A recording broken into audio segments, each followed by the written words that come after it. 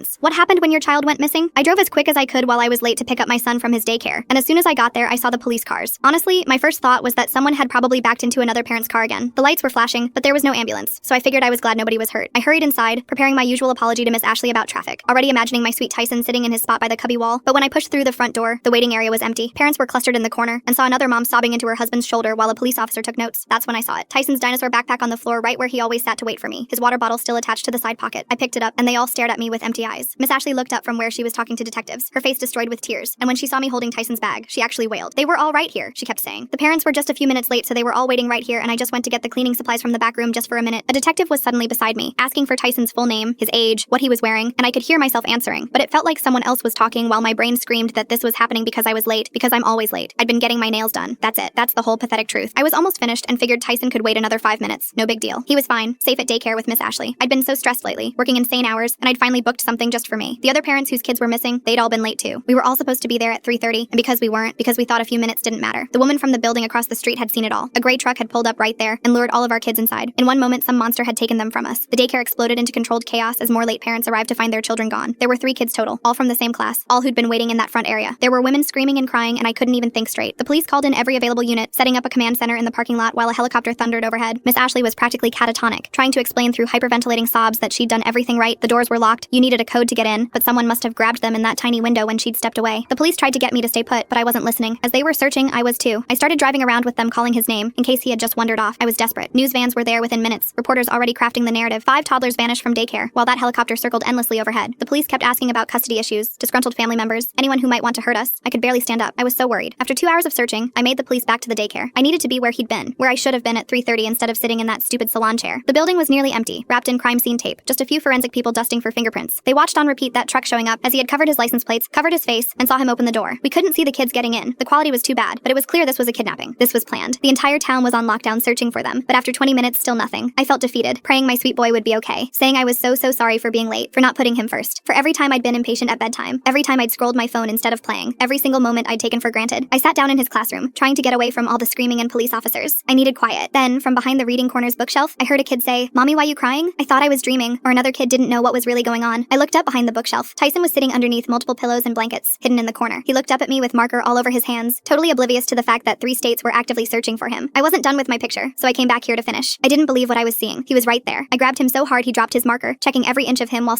laughing hysterically. Within seconds, the room flooded with police and parents as word spread that they were there. All 3 were sitting hidden in the back corner of the classroom, all completely oblivious to what was going on in the other room. They'd never left the building. That gray truck was just another parent. Everyone felt so shocked, and all I could do was hold Tyson while he complained that I was messing up his picture.